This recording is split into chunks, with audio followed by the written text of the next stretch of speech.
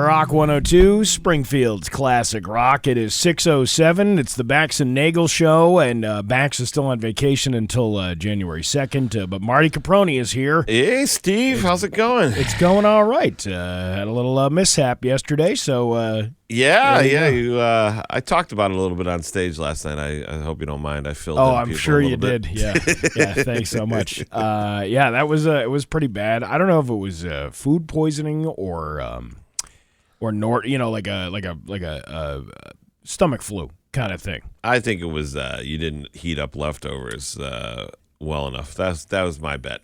That could be it, but then you look at all the other people around you that were sick and all this other stuff. But did you feed all the other people the same No, thing? I didn't. That's the thing. So, but my voice is a little off today. Yeah, you could tell you got a little bit of post. I was sick. I was throatiness. Yeah, well, I really like Karen Carpenter, so I kind of was just. That's what you're going for? Yeah. Imagine that everyone likes your voice now better than normal, and then you've got to make yourself throw up. So that every time? Yeah, so you can keep that voice. There's nothing sexy about this voice at all. I don't know. I think the ladies would disagree with you, I beg to differ. But anyway, welcome to the light program that we have this morning. Yesterday we had the best of stuff, but how was the show last night at that Loft Comedy Club? You know what? Thank you to everyone who came out. Because we weren't able to be on the air with me shamelessly plugging all day on Thursday. Yeah, I was kind of concerned that we wouldn't get as good a turnout, but we did. We got an awesome turnout. Just a lot of cool people came out. Show was great, and it worked out well. I can't even complain. And I love to complain. You love to complain about everything. Yeah, I can't even complain. I really didn't do much yesterday. I kind of just rehydrated and that was it. Stayed myself and trying to get back to normal. And you'll get by there. the way, Pedialyte is delicious. Great hangover cure, Pedialyte. I've noticed that like Cumberland Farms now sells Pedialyte in the drink cooler with the rest of this stuff. And then I every time I see that rack empty, I said, well, it was a big hangover weekend. Yeah.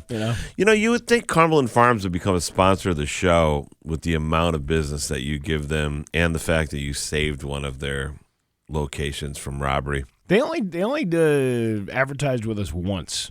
That's it. Yeah, but it was only for like 6 months back, maybe years ago.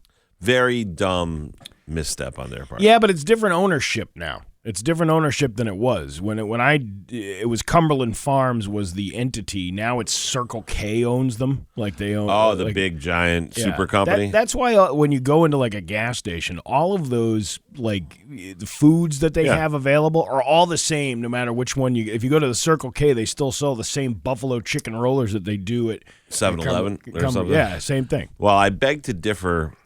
We don't have good gas station convenience stores up this way. I've been saying this for years. Yeah. I mean, we had Pride, and Pride does a good job with their deli sandwiches and stuff like that, but I think Bob Boldock sold Pride. It's a new company now. Yeah, so it's a new company. But they did a pretty good job with their stuff. But when you go down South Jersey and Philadelphia, you have Sheetz, you got Wawa. What's the other big one? Sheetz is probably the best chicken sandwich I've ever had. For all this argument about Chick-fil-A and Popeyes and all that stuff, Sheetz, the convenience food chicken sandwich. Wawa, whenever I'm in Jersey, is my preferred place to order sandwiches. Wawa is an awesome one too. That was a Florida favorite. Every time we went down to Florida to visit my mom, she had Wawa? She had a Wawa half a mile away. Yeah, it's the best. We were getting breakfast, lunch, and dinner there because it was so good. It's cheap and it's good, and they're on DoorDash and Uber Eats. Wawa is? Yeah, so whenever I was in like Jersey or whatever, I would order Wawa. I'd get my grinder from Wawa. They don't charge you anything. It would be like, normally, you ever do that? Like you DoorDash or your Uber Eats, Oh, I'm sure where you live. I've never done either of those. You never have? I don't even know if it's available in my name. I bet you it would be if you paid enough. You can have the DoorDash guy come to Huntington. You're doing such a great job losing weight on the Peloton and being healthy that probably don't put those apps on your phone because, as you can tell by looking at my svelte figure lately, it's a real bad thing to have. I think I lost about 10 pounds yesterday. That was horrible. But yeah, go ahead. But with the you don't want DoorDash with the Wawas. No, you can. You DoorDash the Wawas, and it's reasonable. Other places, when you DoorDash, you don't realize it. By the time they're putting their fee on it, and a delivery fee, and a tip, and a this, and a that, you order like one thing, and it's like 3 times as expensive as it would be if you just went there and picked it up, right. You know? But for whatever reason, the Wawa, I'll be like, I'll get a chicken salad grinder for now, and I'll get myself a cold cut to put in the fridge of the hotel and save for later. And it would come out to like $16, like delivered to my door. That's pretty good. Yeah, this is why I gain weight when I'm on the road all the time. You know, because you're eating just crap food all the time. Yeah, it's not even crap food. It's just you don't know when you're eating your next meal, so you gorge. Have you ever experienced the Buc-ee's? I haven't, but we did that story on the Buc-ee's and the owner of Buc-ee's. And, it was his kid or something. His kid did something weird. Well, I worked in the convenience store business for years when I got out of college. My first 2 jobs, we talked about the Coca-Cola thing, but my other job was a money order company. Yeah. So I worked in convenience stores and not in them, but like, I would be in them because they were customers of mine. And, man, we used to have like Sheetz, Louis Sheetz, like all the people from those stores were on our board and everything. And I watched over the years as they just kept getting bigger and bigger and more like supermarkets. And then supermarkets started to get like gas stations. Yep. They started putting gas in. It's like everybody's into everyone's business. It's like Massachusetts, you weren't supposed to have food in package stores. I don't know if you remember that. You weren't supposed to combine your booze and your food. Oh, yeah, all these stupid laws that they used to have. Yeah. But then now you can go to like Big Y in some places and get your booze. Table and Vine, that's actually a good idea. I like Table and Vine a lot. You get this whole selection, all these people who enjoy wine and all that stuff. You go in there, and then they got the cheese and the crackers and the olives and all the things that you need to run a charcuterie. Which is convenient, right? That Table and Vine, my favorite thing. They have all the sections of wine, so you can just pick like a country out that let's do a world tour. Yeah, like a Chilean red wine. They'd be like, oh yeah, we got a whole aisle full of it. You're like, what? There's some weird country like nobody's ever heard of. Yeah, I'll take the Ugandan wine. What's the one? What's the Ugandan wine? What's the one? The guy from Very Nice. That guy. Kazakhstan. Yeah. I don't know if they have that Kazakhstan wine over there, but it is pretty impressive when you go into a place like that. Yeah, man. I not that I'm a huge wine drinker, but I think that it just makes sense to do that. Just like they finally did away with no beer on Sundays. Do you remember that? Yeah. That killed the whole cottage industry because back in the day, there used to be 1 or 2 people in your town that would fill their garage full of beer. And if you wanted your beer on Sunday, you'd show up to their garage and you'd pay a premium and you'd get your beer. That's the way to do it. Yeah, which is crazy, but you're running illegal bars out of your garages. And you know what's going to end up? It's going to end up the same way with weed at some point. At some point they're just going to have weed everywhere. Well, they already do. You ever go into one of these like little convenience these stores? Weird convenience stores that are not like the ones that are like this is Delta TH 9974. It's a molecule difference, so we just sell it here over the counter. Right. It's not they are selling it already. Yeah, I asked the guy at my convenience store, I go, buddy, what's that stuff? He goes, it's like the other stuff, but more and more crazy. And I was like, is it though? Or because you don't seem like you smoke it, so it's like just under the legal amount. Yeah, or they change one atom or one thing. Well, that was there was a place down here off of Shaker Road. And it used to be called Dick's Convenience Store. And Dick's Convenience Store was actually pretty good. They had pretty good sandwiches in the back, and then Dick sold it. And the guy's name was Dick. Yeah. Good. Yeah, it wasn't like it wasn't a description of the items that were there. Oh, because I was just saying there's one of those in Enfield if you want to go. Oh yeah. It's very convenient. Is that Jersey Mike's too? But he sold it to this guy who turned it into this vape shop. And the vape shop is now out of business. Once Charlie Baker put in that whole like flavor thing. Oh my God, you can't have that. That's an annoying thing too. You can't have a flavor vape. It's a wildly annoying thing. And then you talk about all these small businesses that were running off of that are now out of business because they couldn't sustain themselves because people would just go over to the border to Connecticut to get it. Right. And then don't even get me started. I could go down that road. But anyway, this guy down here, I had a pod from the dispensary. I had a vape pen pod. Yeah. And there was something wrong with the battery. So I'm like, you know what? This guy's probably got a battery in there. I can probably go in. And I said, hey, is this, do you have a battery for this? And he goes, yes. Where did you get that? And I said, the dispensary. And he, how much you pay at dispensary? And I said, $60 for this thing. And he goes, I have Skittles for $30 over here. And he was like showing me this box. And then he goes, well, next time you come in, you ask for Raj and you ask for Skittles. And I'm like, all right, I'll ask for Raj and Skittles. And then they went out of business because of the whole thing. But well, I was saying to myself, geez, I don't know if you should talk about this on the air. Poor Raj is going to be out of business. No, he already is out of business. That really hasn't anything. But but that's the thing. It's like all these little places. There was a guy in Westfield who was busted like back in September. Okay. And he had those he had psilocybin mushroom bars, chocolate bars. In his store? Right on the counter. Like the guy wasn't even hiding them. The police went in there and they had been watching him for a while because he's selling all this stuff in there. Yeah. And then you look at the guy who was charged, which was it was the owner, and it had like all the different titles he had. It wasn't just like CEO whatever. Treasurer member. It was like all of these things that he was. Yeah. I'm like, I see where this is going. I can see how that's the move, man. Just do it right out there in the open. He's just like, I'm just selling these mushrooms over the counter. I mean, the cops will leave me alone. They look like candy bars. It's fine. It's like shady stuff that you run into all the time. But we were talking about the convenience stores. That's how we got on this thing. Yeah, sorry. But the Buc-ee's, have you ever been inside the Buc-ee's? I haven't been inside a Buc-ee's. It's like a Walmart convenience store. It's insane is what it is. And you walk in there, and there's hundreds of people. Yeah. And then they have this big section in the middle where they're making brisket sandwiches. Fresh smoked brisket all day long. See, that sounds delicious. And they all start yelling. They're like, fresh sauce on the board, and then they start making the brisket sandwiches, and they're packaging them up, and you're watching them slice it and all that Is that stuff. the place where they hand out samples to everyone when they come in?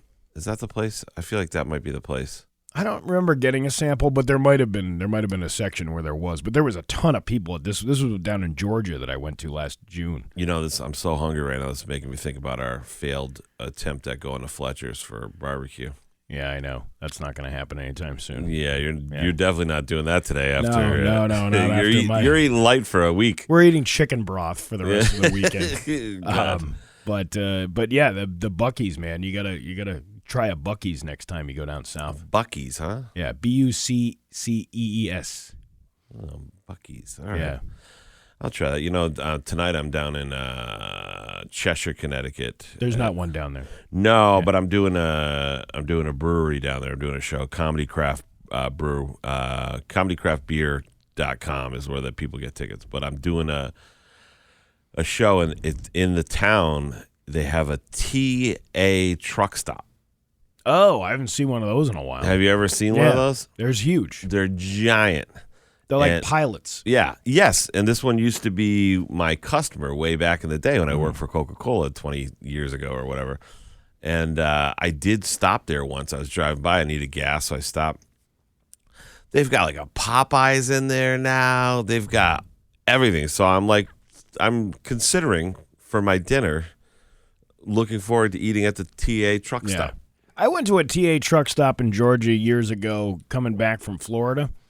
Yeah. It was right over the Florida-Georgia border on I-75. Okay. And, I go in there. My kid's got to go to the bathroom. It's like 3 o'clock in the morning.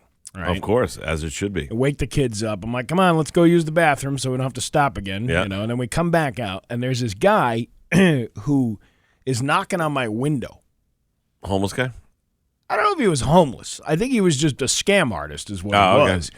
And he said, hey, can we have $5 to get my friend to the hospital? Oh, that's that kind of thing for gas. And I'm like, I'm sorry, man, I don't have any cash. And as I was driving away, I go, if there was only some numbers somebody could call, just like a really easy 3-digit number to get someone to the hospital, to get somebody emergency services that they need in a parking lot, rather than try to beg for $5 to get your friend to the hospital who is suffering a medical emergency. What would we call that? I don't know. 679 221. Yeah, I don't know. I'm not really sure. 881. I don't know. Yeah. It is. It's 6:23. We got a little bit of news and stuff coming up in just about 20 minutes or so. It's Bax and Nagle Light with Marty Caproni on Rock 102. Beat the clock at least. Rock 102, Springfield's classic rock. It's Bax and Nagle show. Bax is out until January 2nd. Marty Caproni's here. Good morning. Good morning, Steve. Again, another one of these things we can't talk about what we were just talking about. A great off break. The air. A very great break right there. Hey, that Bourbon Barbecue and Blues thing? Yeah. Only 20 tickets left. Oh, well, that'll be done by today if you'll hear that. That's happening up at the Log Cabin if you want it. Or I'm sorry, it's happening at the Delaney House. I shouldn't say that.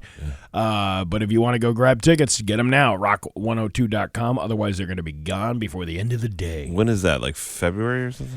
You know what, Marty? I had all the information here. Oh, sorry. And now I don't have it in front of me. Not trying to make you work. And then you called me out on it. Not trying to make you work on it. I was just going to be like, it's February something. I don't know. Whatever. I was just asking in terms of, I don't have a ticket, but do you think that the station would let me swing in and get some barbecue? No, because we don't even get it. Oh, okay, then that's it. It's kind of weird that we don't get to eat. No, you're just there to stand. You got to stand there like an idiot. Hey, shaking babies and kissing hands. That's pretty much. Or was it the other way around? No, it's definitely the other way around. You don't want it. Yeah, don't shake the babies. Don't do that. But I'm trying to see where the damn liner is here. For it. I shouldn't even have said anything. That's really what I should not have done. Bourbon Barbecue and Blues. Happening February 3rd at the Delaney House in Holyoke. You got the admission to Hudson whiskey tasting, a multi-course meal, live music from Neil and the Vipers. Only 20 tickets remain, though. Get them now. Rock102.com. All brought to you by Dave Miner Exterior Home Improvements, Aqua Pump, and Rock 102, Springfield's classic rock. So there you go. That's it? That's it. That's what you got? That's all we got. That's all we got for today. That's it. Maybe we should call it a show at 6:44 a.m. No, we're not going to call it. But you have some news for you if you want to hear some news. I always like some news, Steve. One person was taken to the hospital after a car crash in Southampton where the vehicle was found down an embankment. According to the fire department, firefighters were called to the area of Cold Spring Road and Lead Mine Road for a car crash Wednesday evening. The vehicle was found in the woods down an embankment with the driver still inside. The driver was removed from the car with assistance from first responders and taken to the hospital for minor injuries. The car was then towed out of the woods. It was an Amazon truck. Oh, wow. Can you imagine that? You made it all the way through the Christmas season. Yeah. And then you're back after Christmas It was a car, though. It wasn't a truck. I think that, do they hire people to deliver things in their own personal vehicles? I think they do around this time of year. Yeah. It's almost like the post office, like where you are. I know you don't. I think you guys don't even have mail service, right? You just don't even get me going on that. Yeah. But in some of these hill towns and stuff, the post person just drives around their own car. They have like a Subaru. Yeah. But they're technically the quote unquote mail truck, I think we have that for the upper, like the fancy part of Huntington. Like we have one mail truck, but then the fancy part of Huntington, they have to get a 4-wheel drive. You're up there on the hill with your mail service. It's like Funny Farm with Chevy Chase, where the guy's riding down the street at 90 miles an hour and just throws the mail right out the truck. Yeah, the Amazon driver was trying to make it through the fog and ended up plunging down the 30-foot embankment in his car full of packages. The driver, who was in his personal car with the packages inside, couldn't see the stop sign at the intersection because of the fog. He rolled right through and off the road. That's scary. Yeah. You just reminded me of something. One of my buddies, did I ever tell you I used to do ring announcing for mixed martial arts? Did I ever tell you that? Yeah. I used to ring announce for... What haven't you done? I'm pretty much checking off every career that you can check off at one point or another. Quite the little bucket list going over there. Yeah. Well, I never was like a one career industry get my gold watch guy. I always knew that I wanted to do stuff to keep me interested, but I did it for years. And there's a kid I met. He's from Connecticut. His name's Matt Bassett. He ended up fighting in the UFC and everything. He's one of the, he's a fantastic fighter. Right. And he's married. He's got 2 little kids and everything. And he posted this video on his Facebook of an Amazon driver on his Ring camera. And the box said fragile on it. And the guy like walks up to the steps and you just see the guy look at the box. And he just like pitches it like 3 feet onto the guy's steps. And Matt was like, am I being a jerk by saying like this is, and everyone's of course just piling on.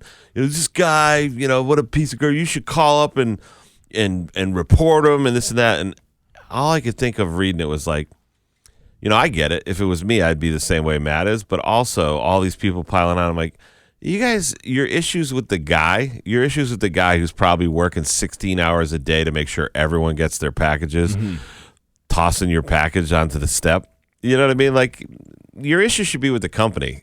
You know what I mean? Yeah. That's putting that workload on the people. I can't stand people who complain about things that, like, those are hard jobs. Yeah. And everyone, listen, if I had a camera, I mean, I guess you can't for this because everyone knows if we have a bad day, they're like, man, the radio sucked today. But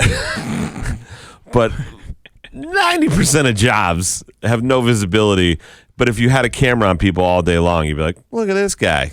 Yeah, look what he's doing. Look at him screwing up on this one thing he did out of the 900 other ones he did that day. And while everybody else who doesn't have cameras on him is screwing up left and right. Right. That's how many people I know that work from home, and they're like, I don't really work. Tons. I'm sitting on the couch most of the day.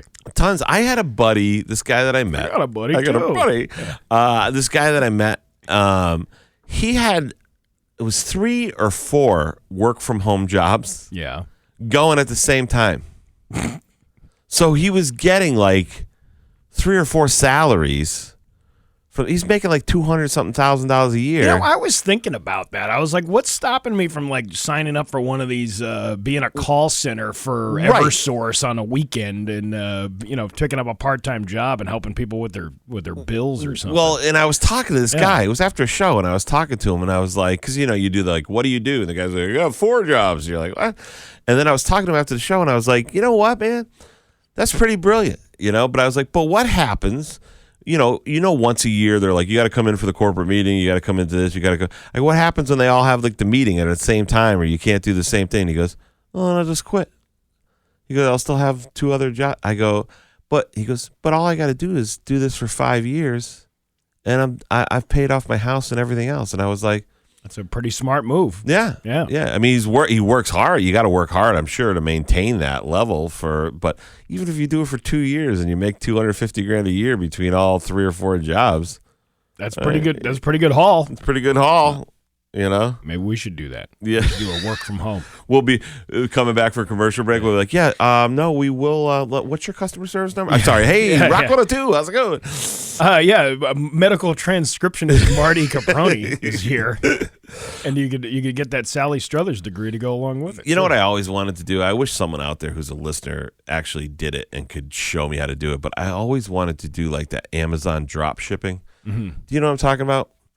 Where like you go to like Alibaba or one of these sites and you pick out a product and you click that product and you put it to your Amazon account and you sell it and you mark it up and you sell it on Amazon, and you just pocket the money like every week and every month. Oh, right. I didn't even know you do that. So I'll give you an example. Like let's say there's like let's say you find like a back massager on Alibaba for $20 and you see it selling on Amazon for $44. Yeah.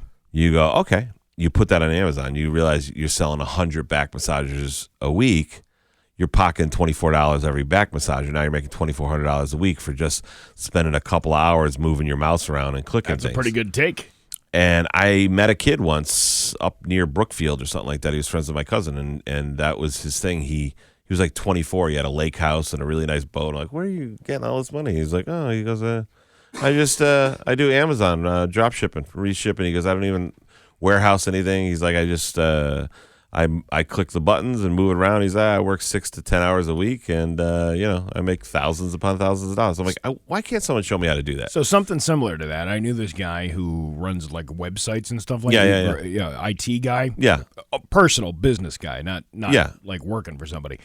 And he would go on eBay and similar, very similar thing. Yep. So he would sell like a weed whacker, for example. Yeah, you can go on HomeDepot.com and find the weed whacker for $100. Let's just say it was one of those cheaper ones. Yeah, right. $100 for a weed whacker. He'd go on eBay, list it for $130. Right. And then somebody would go and buy that off eBay going, wow, that's a deal. And I said to him, I said, why wouldn't people just go to the Home Depot website? And he goes, because people are stupid. And they don't know, or they don't have the time. Or they don't care. Right. They're like, oh, I need this item, and I have expendable cash, and I'm just going to, or people don't even have expendable cash. They just buy the things anyway.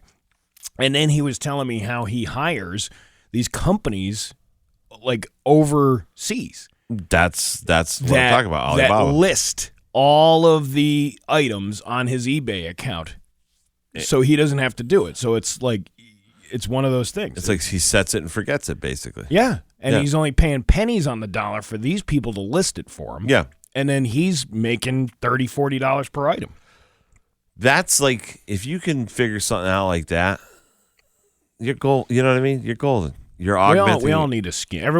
Some of us are wishing that we win $600 million in the lottery, but that's probably not going to happen. You got to reinvent yourself, and you got to like do something at home that's going to make you, profitable. The guy with the 4 jobs. Well, I watched this Instagram thing. It was funny, and I think they might have been like inner city kids or something like that. Yeah. They figured out around Christmas time that you could get Christmas trees at Home Depot for $50. They listed on Facebook Marketplace Christmas trees delivered $100. Yeah. So they were doing like 50 trees a day, making $50 every tree they drop off. And if they set the tree up in the house, the people are tipping them. Oh, thanks. Here's your $20 tip. They don't realize these kids are the ones who actually own the company. Right. Oh man, you guys are working hard. They rented a truck from like U-Haul or whatever, like a pickup truck or whatever, and they're just putting the trees in the back of the pickup truck. Yeah. And driving around doing their deliveries. So they were like breaking down how much they were making. I'm like, that's a great hustle. You know what I mean? Especially if you're younger. At this point, you and I aren't going to be throwing Christmas trees into the back of a truck that'll last about 4 trees until our backs are out. Yeah, I wouldn't do anything. But I looked at that and I'm like, that's enterprising. You know what I mean? And you know what it is? It's people on Facebook just being like, I need a Christmas tree. That's fine. I don't need to go to Home Depot. It's convenience, and they pay for it. $50 a whack. That's not bad. $50 a whack. No, you just drive around the area and bang out 10 trees, a day, $500. I still like the guy who was selling meat out of the back of his van, driving around neighborhoods in Westfield. My old college roommate did that.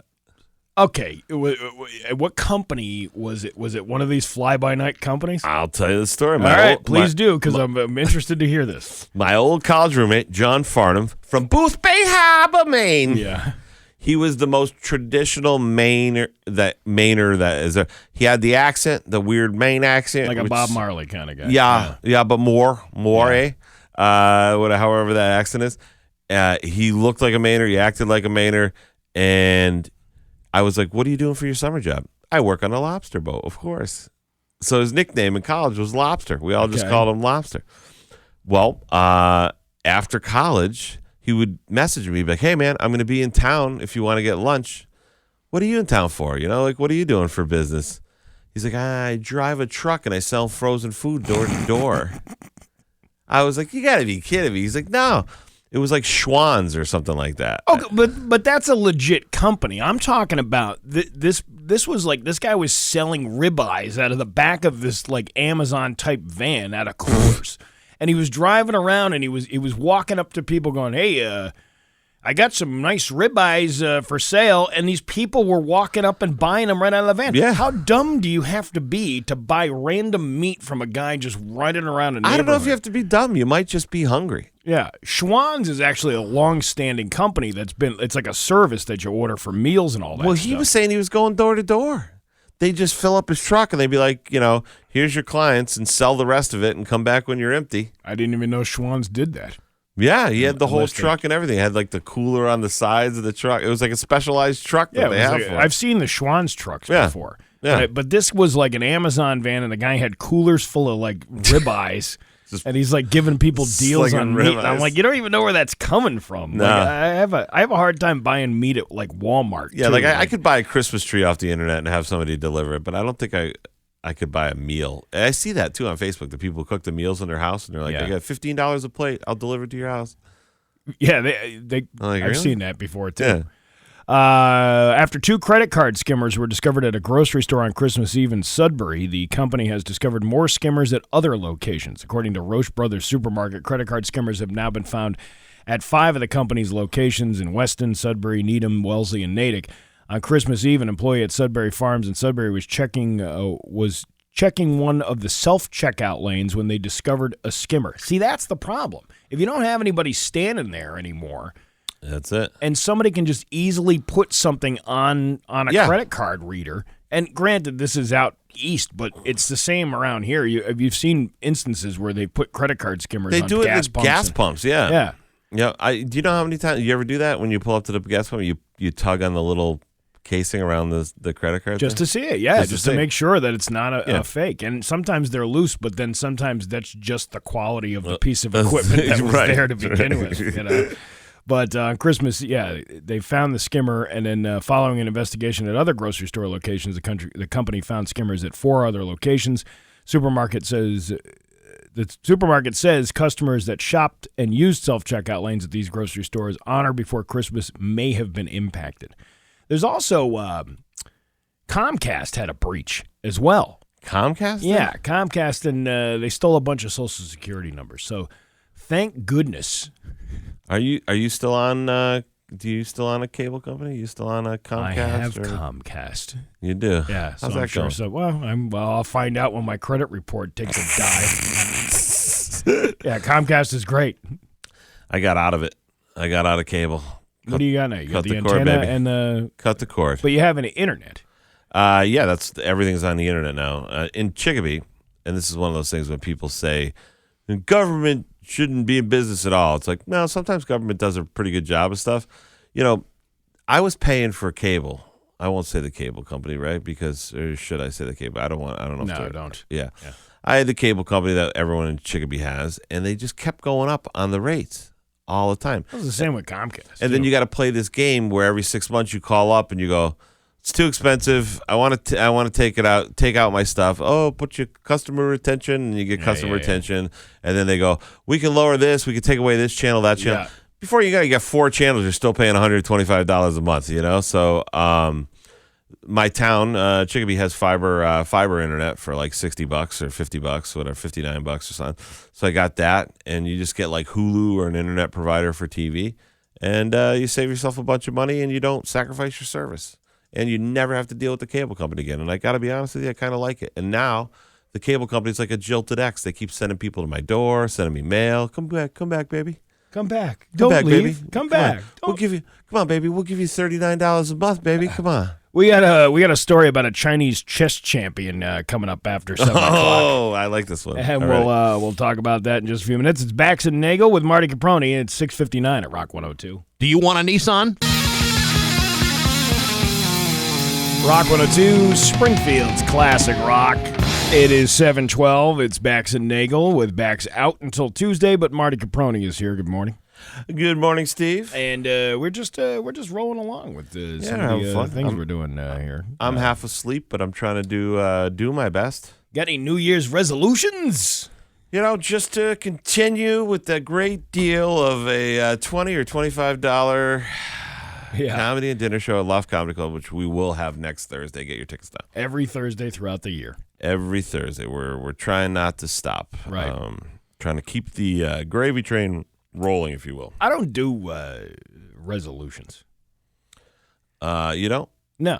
I just, I have goals set for myself, but it doesn't have to be from January 1st. It's just things I want to accomplish. My resolution's always like, this year I want to be better than the last year. And just never seems to work out.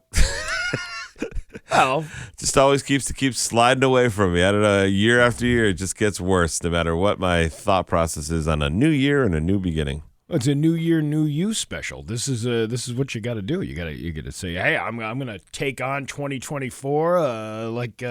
Be like a motivational guru. I'd like to be like I'd like to be that motivated. Like this year, my resolution is to make $1 million, and then enact this plan and make $1 million, and then sit here next year being like, Steve, I did that, and this year I would like to make $2 million. But the fact is, I'm always just like, I'm hoping this year I can finish raking the leaves in my backyard. Like that, little things. Start small. Yeah, like I got to clean my car out. It's been 6 months. It's a rolling garbage pile. I keep telling myself the first warm day I'm going to do it, Is your car a mess? It's a rolling pile. You never seen it? No, my car's a mess too. It's a roll. Like, no, mine's a mess. There's no back seat in my car. It's full of just clothes and junk and whatever. And I'm always like, the first warm day, I'm gonna clean this thing out. And then I get a warm day and I'm too tired. I was in here. Or I had show until 2 a.m. or whatever, and I never get around to cleaning it out. Well, you got those free vacuums down at Belize down there on Columbus Avenue. You can go get and they're good vacuums too. Well, I told myself this week, I was like, if there's a nice warm day, because I have so much clothes in there. Because when I go on the road, sometimes I just go to a thrift shop and I'll get clothes. If I don't have anything clean, I'll get you 3 shirts and 3 pants and whatever for $10. And hey, that's a nice shirt. Where'd you get that? The Goodwill in Paramus, New Jersey. Yeah. So I just, I'm like, there's so many of these clothes I can donate. Some of the times I buy them and they don't fit or whatever. Right. I mean, I could just donate these. I just got to find one of those clothes box. Then I finally find the clothes box after a month of looking for where there's a good clothes box to do it. My buddy's like, they have them right at the Moose. I'm like, get out of here. You know? They have them pretty much anywhere. So then I'm like, all right, I'll go to the clothes box and clean out the car. But then it's rainy or it's freezing, bitter cold. And I'm like, I'm not doing it today. Yeah. Especially if I'm in here and I'm doing shows at night and everything else. I just don't have the energy. So those are like the baby resolutions that I have. They're like simple ones. You know what I mean? Like self-care. Like my resolution is this year to shave. You know what I mean? Yeah, hey, shave and make sure I shower a little bit more. Do a sit-up. Yeah. One sit-up. Hey, everybody's got goals, man. You got to start small, baby. Baby step. My goal is to ride that oh my God, why can't a ride to remember? A ride to remember. See, you're gonna do that though. You're doing the Peloton. You're doing all that stuff. Yeah, but I gotta get a bike, and there's this guy in Holyoke that's been telling me he's got bikes for sale, and I gotta go over and see him. I just haven't been able to go over and it's do it. Not Bob the bike guy? No, it's not Bob the bike guy. No. Here's one of my resolutions I told you the other day. Remember, I was like, I want to work like for like a couple hours or whatever and get to hang out the animals at either Forest Park Zoo or Lupa Zoo. Did some guy approach you last night? So I was saying how that's like one of these things I want to do. And I'm like, you think some listeners like, my buddy owns Lupa Zoo. I'll make it happen for you, Marty. Right. Or my other buddy is the head zookeeper at Forest Park. I'll make it happen for you, Marty. That guy wrote in. He's like, I'll come talk to you on Thursday, and we'll get you squared away to go over and work. I think it was Lupa he was saying, right? I was like a little kid waiting for Santa Claus yesterday, just waiting for that guy to come up and talk to me and be like, yep, how about next week? I was so excited. Yeah. And? Nothing. Nobody showed up? No one. Nobody approached you? Not a one. Well, I guess, why don't you just go volunteer down at Lake Dakin or something and hang with the cats and dogs instead of the... Because I'll come home with all the cats and dogs. Because that's the kind of person you are. Yeah. What I want to do is I just want to go over there and like shadow them or meet the monkey. I could go to the little monkey house, have the little monkey on my shoulder, You know, the funny thing is about you, you can be hard in some ways, and then all of a sudden somebody shows you a dog or a cat, and you're just like, oh. Yeah. Oh, no, it's 100%. Yeah. You know what else is something that I like animals more than people. Here's something that I've noticed that I do in my older age now. Yeah. When you're in your like 20s and you're driving, there'd be like a girl jogging with a sports bra and like little yoga shorts, and you slow down, you're like, whoa, like a creepy guy, I don't even see the girl anymore. Like if they have a dog, I'm just, oh my, look at that golden retriever. Look at the golden retriever. I had it at one of these breweries that I was performing at. There was this dog that was I couldn't take my eyes off this dog. And I was like, I went over and I was like, can I play with your dog? And the lady was like, sure. And I was playing with this dog. I think it was like a Burmese mountain dog or something like that. I was playing with the dog and everything. No, it was a black lab because I was like, I remember my dog. I'm playing with the dog, talking about the dog. I didn't even look up. I'm just playing with the dog the whole time. I walk back over and all my comedian friends are like, holy crap, did you see that girl that you were talking to? She's like a 14 out of 10 scale. I was like, I didn't even look at her. And they're like, what? I'm like, I was more concerned with the dog. Yeah, you get older and you're just like, your priorities shift, Well, because you know it's never going to happen anyway, so you might as well just enjoy the dog. Yeah, I mean, you're dead a long time ago inside, but good-looking girl doesn't even know you exist. Yeah, that's true too. Yeah. You become self-aware of that too. You realize, like when you're 21, you're like, yeah, look at me, I could go jog with my shirt off. Now you're just like, but I'm pushing 50 and nobody cares. No, it's fine. It's been done for 20 years. I get this story here. The world of Chinese chess is in an uproar over rumors of cheating and a bad behavior scandal that saw the national champion stripped of his title on Monday after a victory celebration ended with him defecating in a hotel bathtub. Xing Qi, or Chinese chess has been hugely popular for hundreds of years across Asia, and 48-year-old Yan Chenlong beat dozens of contenders last week to win the title of the Zhengqi King at a national tournament hosted by the Chinese Yankee Association. But his joy was short-lived, with the CXA on Monday announcing that Yan would have to have his title revoked and prize money confiscated after he had been caught disrupting public order and displaying extremely bad behavior. The association was also forced to address rumors circulating online that Yan had cheated during the competition by using anal beads equipped with wireless transmitters to send and receive signals. Yan allegedly clenched and unclenched rhythmically to communicate information about the chessboard via code to a computer, which then sent back instructions on what moves in order for him by vibrations. This is just an accusation. They have no idea if this is even true. It's a great accusation. But which then sent back the instructions on what moves to make in the form of vibrations, according to reports from the Chinese social website Weibo. Based on our understanding of the situation, it is currently impossible to prove that Yan engaged in cheating via these beads, as speculated on social media. But he was still stripped of his title and banned from playing for a year after his celebrations went wayward. Yan consumed alcohol with others in his room on the night of the 17th, and then he defecated in the bathtub of the room he was staying in on the 18th in an act that damaged hotel property, violated public order and good morals, and had a negative impact on the competition of the event, and was of extremely bad character. No. You spend your whole life trying to become the Yankee King, and you're going to celebrate. This is the way it goes, man. Like, yeah, man, I just won. I won the chess championship. Maybe everyone thinks he's celebrating, but maybe what he was really trying to do is just prove that he didn't cheat. Yeah. You think I had those in my butt? Yeah. Everyone get in here to the bathroom. I'm going to show you something. Everybody look. There's no beads in there. Let me show you something. Let me take a big old champion-sized dump right here in the toilet. The association did not disclose the amount of prize money Yan was forfeiting, but the tournaments often promise winners tens of thousands of yuan, which is only like a couple $1,000.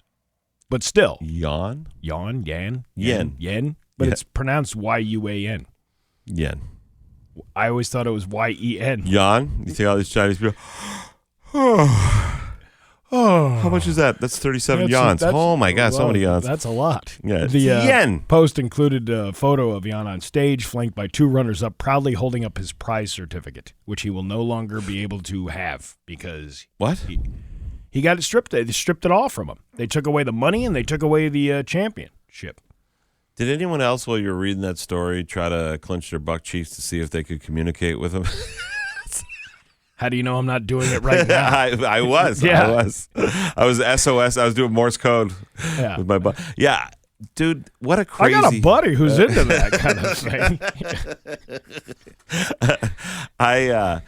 One of the things that weirds me out, you go to China, I guess, like they have toilets in the American, like you have to ask for like an Americanized room where they have an actual toilet in it. Yeah. But a lot of the hotels, like the actual toilet's basically like almost like a hole in the floor. Yeah, I saw that at the nudist camp up in what? Whoa! We got a whole other story. I DJ'd a party at a nudist camp in Woodstock, Connecticut, about 6 years ago, and the guy was taking me on a tour of the building, and it was actually one of these like environmentally conscious, type of things, and it was like these almost, they weren't really regular toilets; they were almost like holes in the floor, kind of thing. It was weird. It was a weird experience. I'm laughing thinking of your DJ names. This is DJ Floppy Bag. Yeah. This is DJ Limpty. Yeah. There he is. Hey, it's DJ Limpty. Look at him. You said Limp Bizkit. Wait a second. That was an interesting experience because I think we were trying to get rid of the stigma. They were trying to get rid of the stigma that like it's some kind of they're not swingers. They're just nudists. They're just people who like to be naked. Sure. And it was just an odd. I didn't have to be naked. Oh, I was going to ask. No. I got to be fully clothed. I was just picturing you doing like the DJ stuff, like with the turntables, but you have your hands up in the air, and you're like, "How am I doing it?" But there was a guy, and I couldn't take any pictures because you're not allowed to take any pictures. Well, that would make sense. You didn't check in. You didn't check in at the news resort on Facebook with some photos. No, I didn't. I'm like, no, but you know what I did? I put up a picture of a troll doll, and I said, "This is an accurate representation of what it looks like here right now." That's really funny. That reminds me. Do you remember when Instagram had that thing, the free the nipple movement? Right. To allow there to be nudity. Yeah. I don't understand that. So if you're male, if I'm a guy and I want to post a picture of me with no shirt on, totally fine. But if you're a woman, you can't.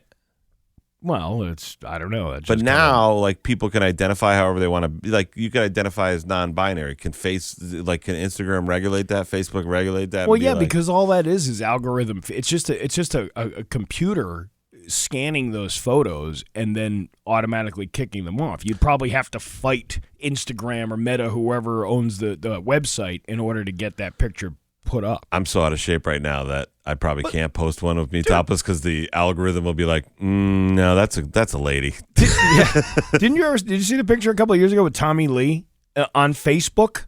What? It was a full frontal. He was sitting. No. He was sitting down, and he did a selfie, and he was showing that giant gift from God that he has.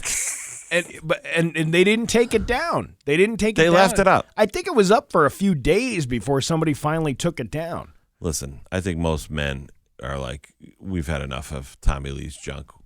It's okay. Well, that's when you take just that one down. click the unfollow button. You don't have to look at it. He did it on his own Facebook page? Yeah, it was his own Facebook fan page that he did, and he put it up there. We're going to take a break. I'll get the information. You going to pull that up for me? I'm not going to. I saved it. You want that on your work computer? You want that on your work search? I screenshot it. That's the meeting you want to have on Monday? Meeting with an MEAT. It's 7:27 with Bax and Nagle and Marty Caproni on Rock 102. Rock 102, Light 102. I love that. Rock 102, Springfield's classic rock.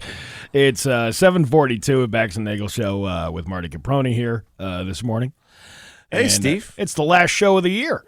This is it. This is it. Yeah, it's going to be a brand new show coming up on January 2nd. 2024. It's just a brand new edition of the show. It's not like a new show. We've already been through that before. 2024. Yeah.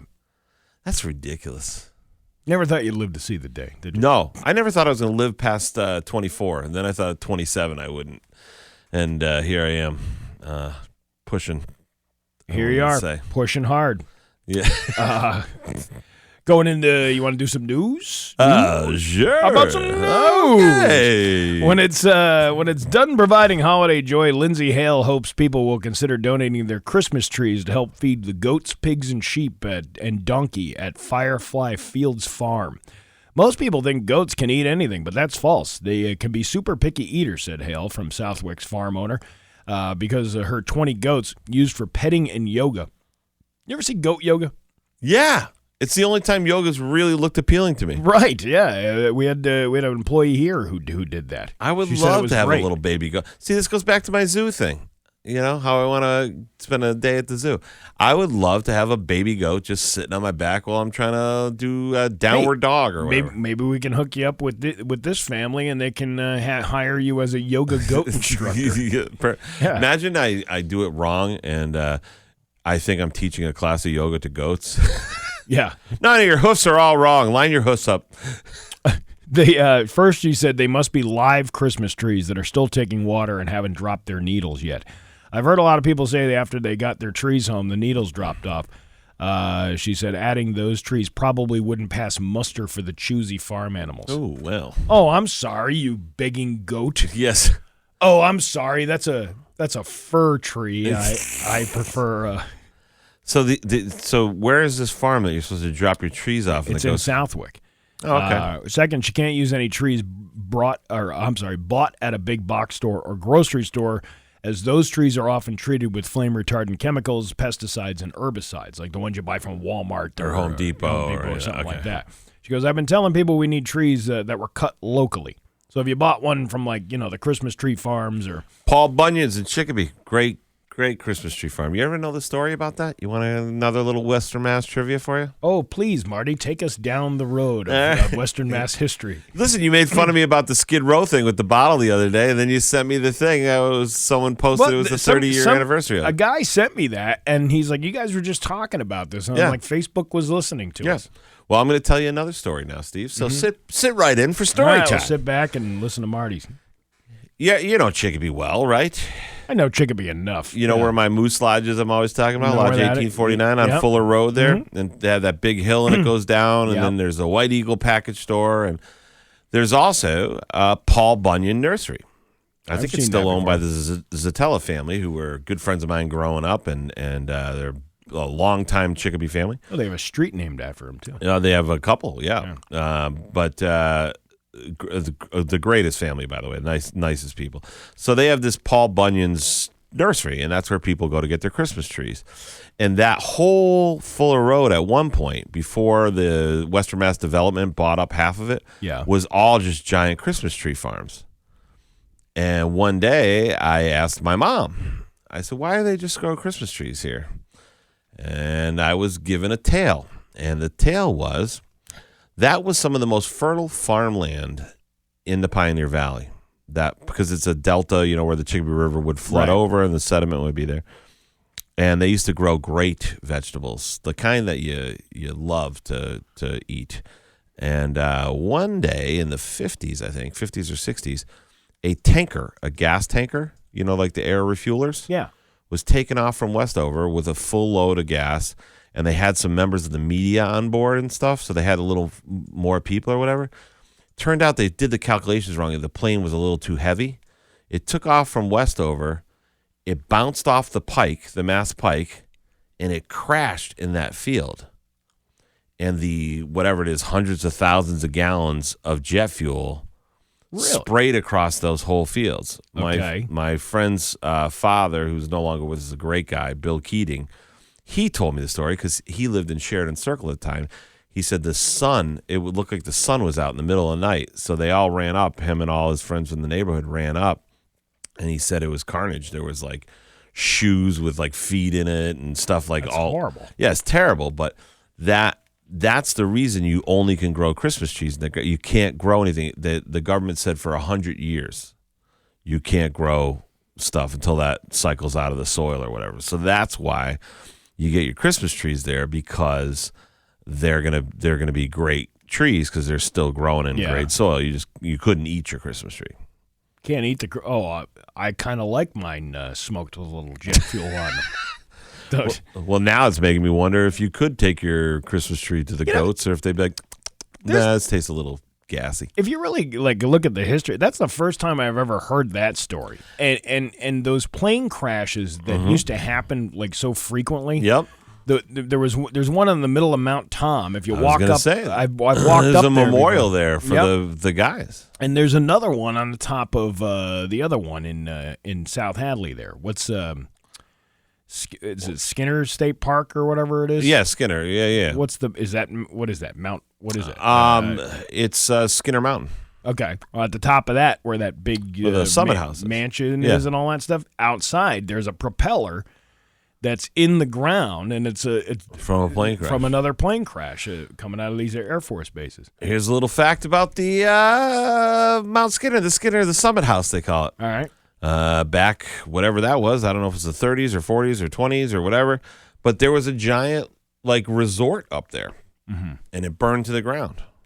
A giant resort? Yeah, some guy built, this beautiful palatial resort up there. Okay, was it that, or was it the other side of Mount Tom? Because there was one up there that burnt to the ground. I mean... And the remnants are still there. That's that Goat Path or whatever it's called. Goat Peak. I'm going to say to you, one of the things that you and everyone listening has to understand is sometimes I don't have all of my facts right. Oh, okay. All right.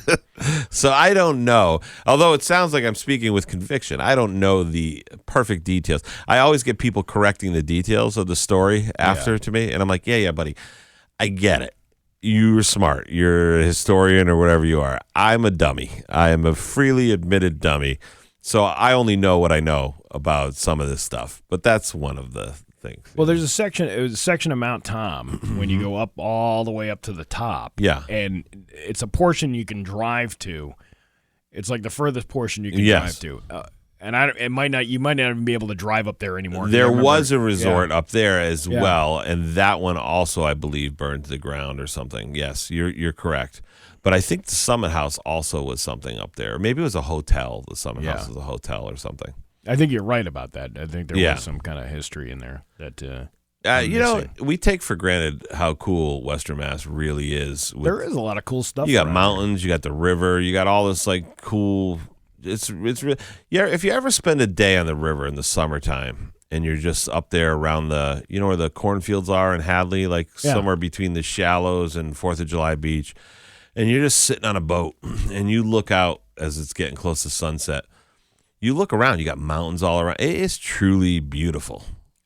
And then I've always said we live in one of the most beautiful parts of the country. It is, and then you go and you stop at the Chicken Bee Walmart on your way home, and you're like, God dang, this what is happened? A terrible place. Yeah. I remember when this was all Christmas tree farms back here. That's what we used to do. But hey, you know what? This Firefly Fields Farm, 9 Babb Road in Southwick, they got, in addition to having goats, sheep, a donkey, horses, pigs, ducks, rabbits, and chickens, and they offer visits. You could go over there, petting zoo style too. Well, and unicorn parties. What's a unicorn? That sounds dirty in some regard. That sounds like a unicorn party. It sounds like it'd be wrong. It sounds like it go a real wrong way. It's like one of those parties where the kids all throw a bunch of pills into a bucket. This is it's a unicorn party. Let's put different types of pine trees in a pile and see which one gets the goat high. You could do something like that. I'd go to a unicorn party. It's fine. I'd do that. But what do they got for animals? I want to listen. It says they have goats, sheep, donkeys, horses, pigs, ducks, rabbits, and chickens, and they have a petting zoo. Here's. Let me be more specific about my zoo thing. Mm-hmm. If I have a bucket list of things in Western Mass I want to do, here they are. I want to pet or hold a baby bear. You know what I mean? Or a well-trained bear. Or the monkeys at the zoo there, or one of the big cats. You ever see the Steve Irwin where he cuddles around with it? Yeah. I want to do one of those things. The other one I would love, but it'll never happen because I'm too fat right now, is to fly in those jets that come out of barns. You know what I'm talking about? Yeah. Dude, you know how cool it is that we have that base right there with those fighters? It's pretty neat that we got Dude, that. How cool would it be to just be ripping just below the speed of sound across the valley? You know what I mean? Oh, I've always wanted to go up when they have the air show. Yeah. But I'm too fat for the plane. They'll take media people and they'll. That's what I was saying. I would love to do that. I would even lose weight for that. You should definitely do that because you could definitely get in on the action on that. They take the reporter. They took the 22 News as the reporters go up in the plane. Well, they take Ryan Walsh up there back when he was doing it. No, they took. I think it was. Was it Kriegs? No, I think it was Laura Hutchinson. You remember her? Oh, okay. So yeah, they were and she threw up because it was the G-force and the thing when you're flipping upside crazy, down and right? all that. And they were even doing it mildly. It's yeah, not like they're not trying to. They're not. See, I would. That'd be something I'd be like, all right, I got 3 months to drop 40 pounds and go to the gym every day and whatever. I would do it for that. That's your New Year's resolution. There's my New Year's goal. Is play with a bear or some exotic animal at one of these zoos and to fly in one of those jets. I think you're on track, man. I think you're ready to go. Doing good. Yeah, but you should go over to this lady and do goat yoga. Yeah. I tried goat yoga. They have goat yoga classes.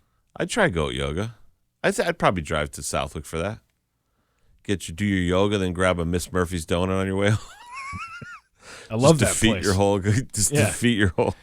But yeah, you should do the goat yoga and be more at peace. I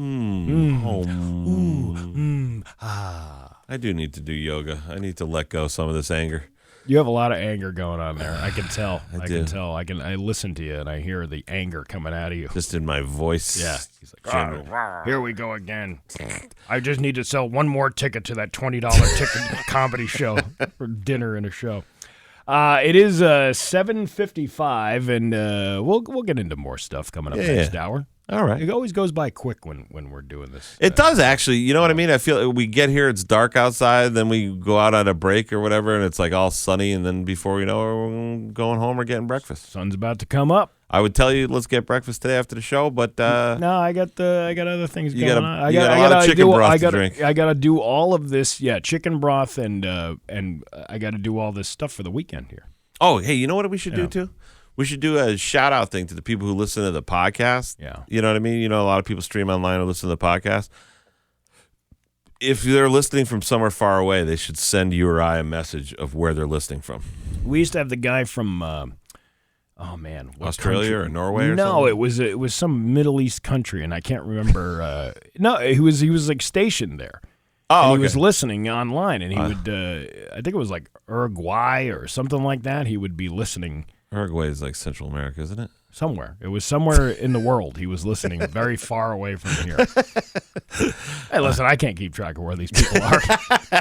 There's so many of them. It's Syracuse education right there. It's some far place, North Dakota or something. Yeah, so the Middle East. I think it's North Dakuda, I believe. I believe that's to the Middle East. It's on the southern tip of Europe. Yeah. It is 7:56 with Bax and Nagle and Marty Caproni on Rock 102. While a Springfield.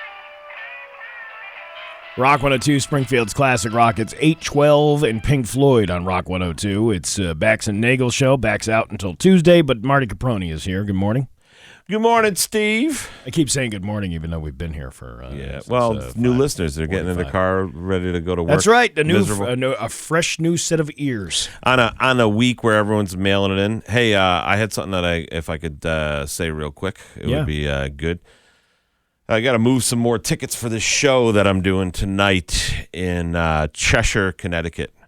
I am doing a show. You can go to comedycraftbeer.com and get tickets to that show. Cheshire's not too far from my Connecticut listeners. It's a little before Waterbury. It's like between Southington and Waterbury. Yep. Really cool venue.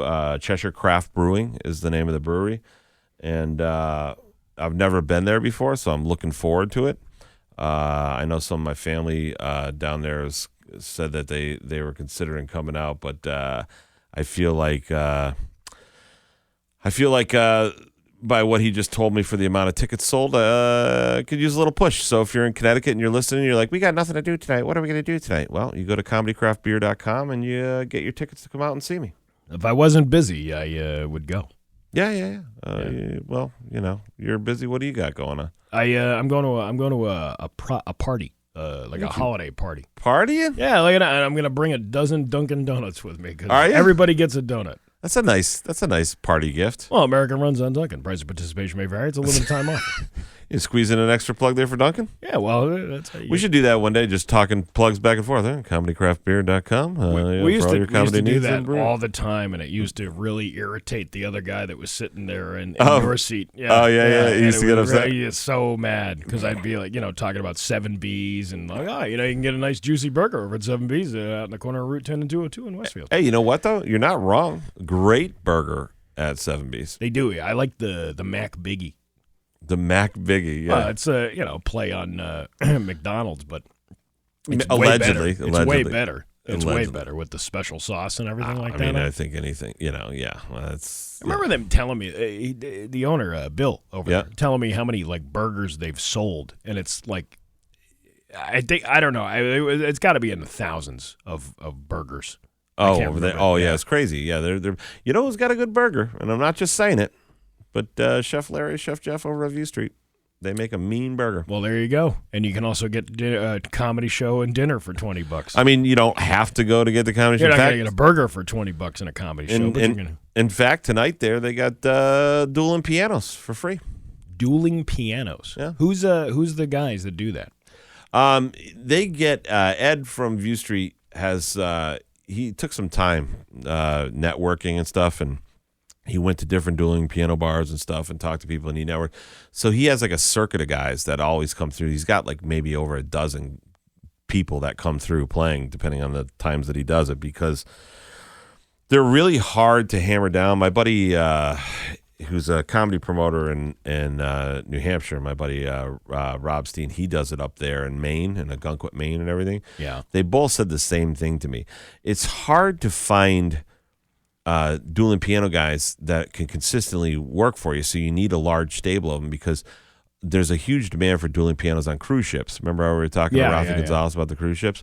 So you have to have enough that if they're all out in ships, you can pull some more. So Ed pulls them in from New York City and Boston and stuff like that, and they're really good. I've seen them one time there. They're very good. So yeah, you can get yourself one of those great Chef Jeff, Chef Larry burgers and watch yourself some dueling piano. Wow, we're just like that's advertising whores this That's morning. what I thought we were doing. I thought we were going back and forth. Well, you can also, if you have a problem with your water system, you can call the folks at Aquapump.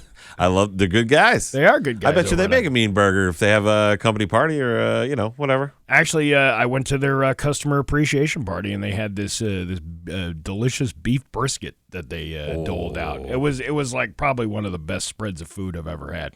Oh, really? Yeah. Like they did a great job with that stuff. Yeah. So you just got to become a customer. There you go. You know what it is? These guys. My buddy Brian, who's a tree guy in East Hartland, Connecticut. He has a customer appreciation party every year. I usually perform at it. This year I couldn't, but he smokes the brisket and everything at the party. He has this huge barn out in the middle of the woods, but he's a real successful tree guy. He's like the guy, like if you need a lot cleared or whatever, if anyone does, they can put me in touch. This guy, he makes crazy. He's got all the, millions of dollars worth of machinery. He's got the thing that goes up the tree and all the branches come off and then it chops it all up like a. Oh, that's cool. Yeah, he's got all that. So, but he does that. He smokes the brisket. And I was like, it must be something with these guys who are real blue collar, have real successful businesses that they're like, I can afford paying $10,000 for a smoker and the finest brisket, Those smokers are pretty expensive too. I did the smoked meat on Christmas. That came out fantastic. The smoke ring. I don't think I'll ever grill normally ever again. The smoker thing has just changed the trajectory of how I cook food. Are you sure that you cooked it to a high enough temperature? That's not. Yes, I did. I cooked it to a medium rare, which all right. My preference would have been mooing, but nobody else likes that. So you used your Hawkman probe that Hawkman got you for Christmas and put it in there? Yeah, I did. I put the Hawkman probe in there. It tells me the temperature, because you got to put. There's two probes, one you put in the end and one you put in the middle, so you can tell.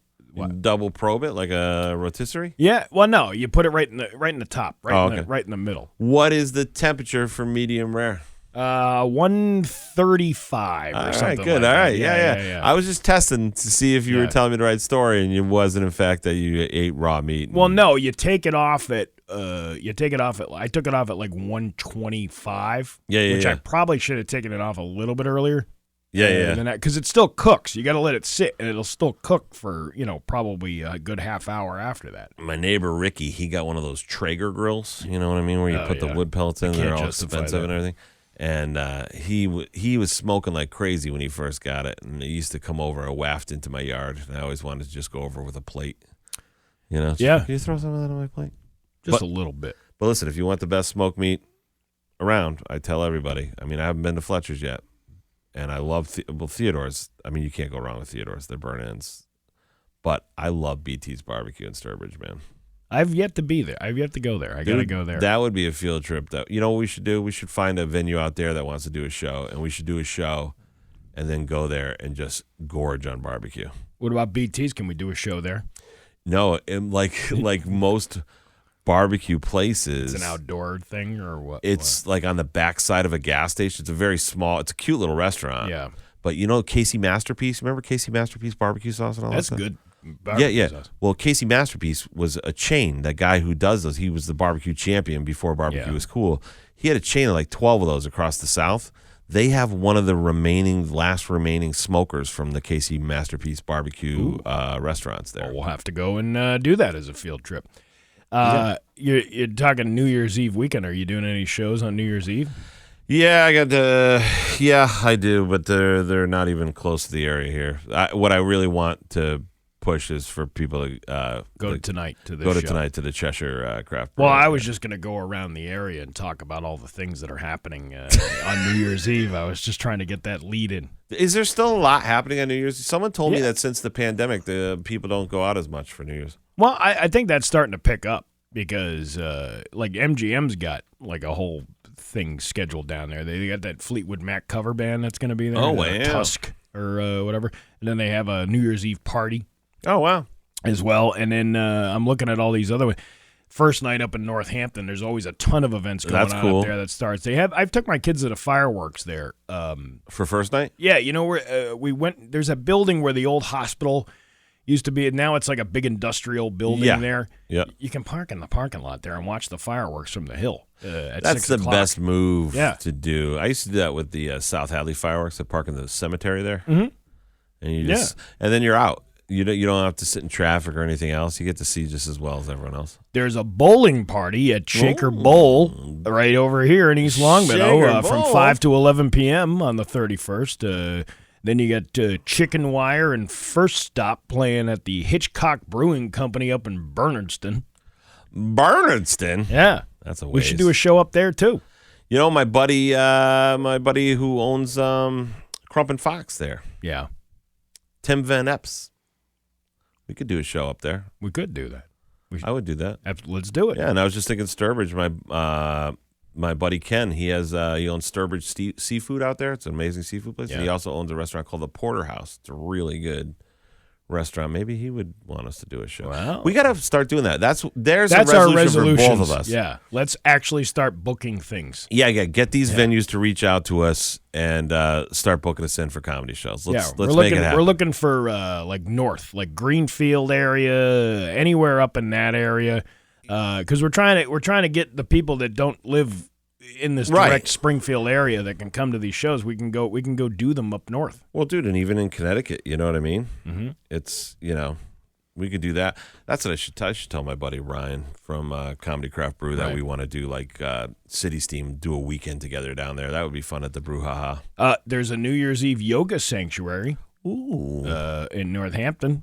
Whoa. At the Lost A-Sides at the Sons of Erin in Westfield. I don't know what that is. It's an Irish place, I think? Yeah, it's an Irish place. Okay, that makes sense. Let's see. A New Year's Eve party at the Proprietors Lodge in Pittsfield. Oh, wow. That's some guy's shed in his backyard that he made into a man cave. And on January 1st, there's a Hampshire Regional High School school committee meeting. Wow. Who's having a school committee meeting on January 1st? Who is doing that? Somebody who really doesn't like fun. Somebody who's like, I'm going to make sure that no one I know has fun. I don't even know if that's a real event. It's just listed here on the... Oh, how about this one? New Year's Eve board game marathon. Where's that? This is the huge annual marathon. It's in East Longmeadow. Mark it on your calendars. Come for one game or 10. And come camp out for 4 straight days or whatever your preference. What? I've never heard of this before. What's that? This New Year's Eve board game marathon. Board game marathon? It says 15 Oxford Lane in East Longmeadow. Is that just like someone's house? We can't just send people. It starts tonight at 9 p.m. and it ends on January 3rd at 3 a.m. God, that's funny. Imagine if this is just someone's address. listeners. Well, that's what I'm trying to figure out. I'm just trying to see. Listeners just start showing up. I heard about it on Rock 102. Well, this is on Google. I just typed in New Year's events Western Mass, and this popped up at this board game night. Oh, God, that's funny. Read more at allevents.in. Of course, when you click the link, you can't get any more information, so I'm not sure if it's even real or not. That's it. Well, we tried. I tried giving you what was going on in the area. Yeah. Well, and it goes back to my point. There's not a ton going on. You know what? I'll be sitting at home doing nothing. Is that your plan? That's my plan. That's great. Well, I got kids, man. You can't Dude, the worst thing about New Year's when you do comedy is making it through to the when you have to stand up there on stage. You're like 3, 2, 1, and like every year, I'm asleep by like 12:15. Yeah, because that's what happens when you get older. You just But you remember back to your 20s, you know what I mean? It'd be 5 in the morning. Like, it's New Year, come on, let's go to breakfast. Let's go to Denny's for breakfast. Let's get another Jaeger bomb in us before we head over there. Yeah. Now it's like, oh God, what is it? 12:15? All right. It's 8:25 with Bax and Nagle and Marty Caproni on Rock 102. Leonese. Rock 102, Springfield's Classic Rock. Ooh, what was that? 8:43 with Bax and Nagle and Marty Caproni here. What did you just do? I heard that was an audible click. So for those listening at home, we were talking again on the break and enjoying a conversation, and I tried to put my headphones on really fast, and they're really tight, so like when you pull them apart, and I pulled them way apart, and then it slipped out of my hand and just cracked the plastic casing, cracked me right in the head. Oh, that's too funny. I'm laughing over here. I didn't see it happen. I just heard it. Do you ever notice that as you get older now too? You have bruises on your body and scratches and cuts from things you don't even know. You're like, hey, well, how'd you cut your arm? You're like, I don't know. I don't know. I don't feel anything anymore. I'm just dead inside. Yeah, that's gonna leave a mark though. I literally have. I have like a headache starting right now. That was an audible injury. Yeah. Just for the listeners at home.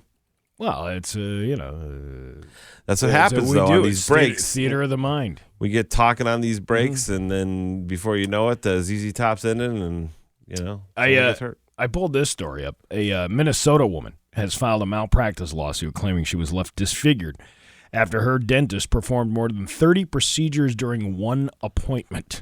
And the civil lawsuit. That's insane, huh? Civil lawsuit filed last week against Dr. Kevin Muldrum in the Muldrum Family Dentistry in Hennepin County District Court. Kathleen Wilson claims she had to go to other dentists to fix Muldrum's negligent work, which has caused her significant injuries, according to the complaint. Wilson alleges that Muldrum performed 8 crowns, 4 root canals, and 20 fillings in a single visit in July of 2020. But why is she complaining? Well, you got it all done at once? Listen, man, I need probably 20 grand worth of dental work. Yeah. Easy. And I talked to my buddy. I told you about him before, Dr. Dan Saunders. No, is he a dentist? He's actually the president, I think, of the Board of Oral Maxillofacial Surgeons in Connecticut. He's super duper talented. Yeah.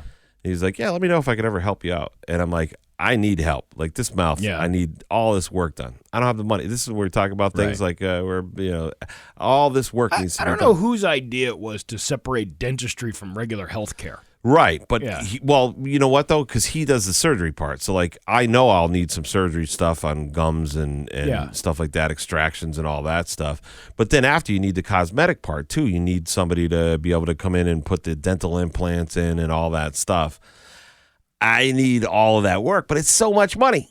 It's expensive. And I feel like saying to someone like, hey, if you do all this work for me, like you can use me in your advertisements and I can tell people on stage, like, I used to hate my mouth, but now I have a smile and it's from Dr. So-and-so. Yeah, but I love going to Acme Dentistry over in, wherever. No, but I would because it's so expensive. When I was a kid growing up, my father was in the Union, Local 98 right here in East Long Meadow. We had dental. It was full dental plan. We used to go to Dr. Farley. He'd do whatever you needed done.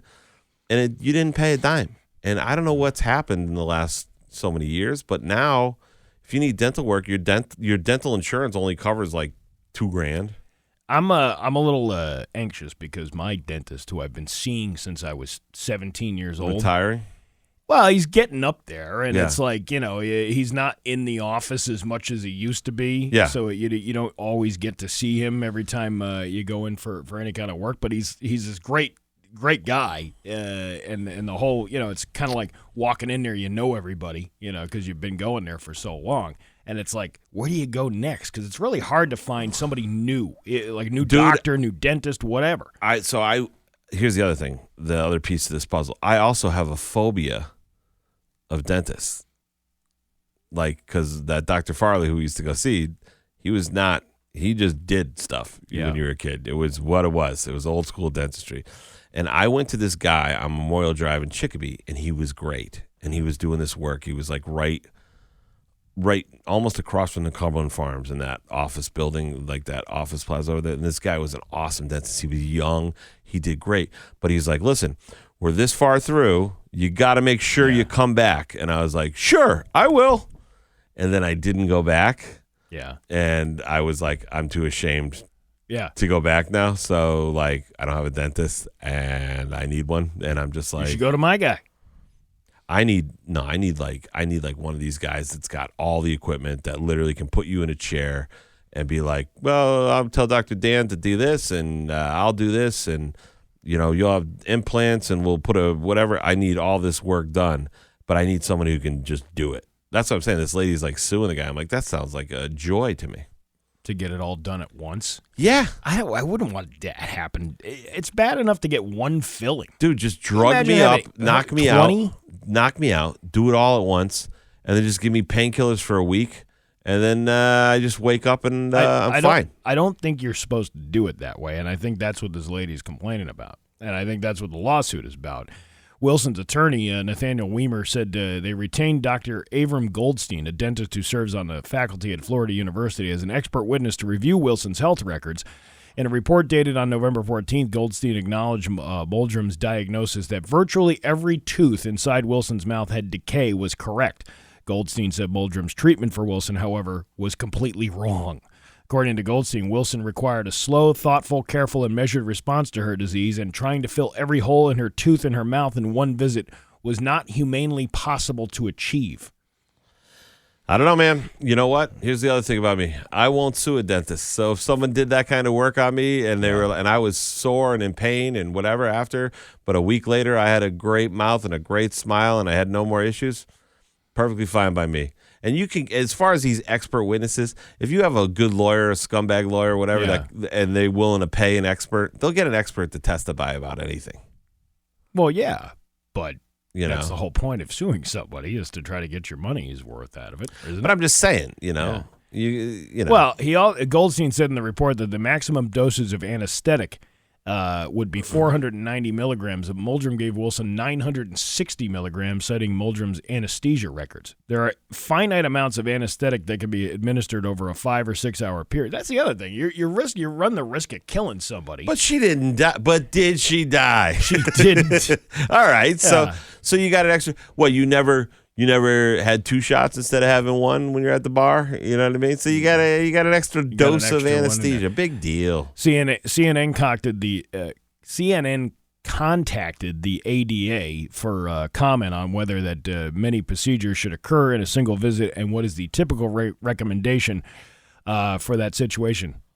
I wonder if 9 out of 10 of them said, dude, if there was a dentist, 9 out of 10, it's like try it. Right. If there was a dentist out there that could fix this train wreck of a mouth, do you realize how grateful I would? I would be like, thank you. What? I wouldn't be like, I'm suing you. This is why I like the guy that I go to, because years ago I had first started working here with the with the great health insurance that we offer here, which covers you all the way up until you get sick. Right. Till you need it. Yeah, and the dental plan was completely different than what I had previously at my other job.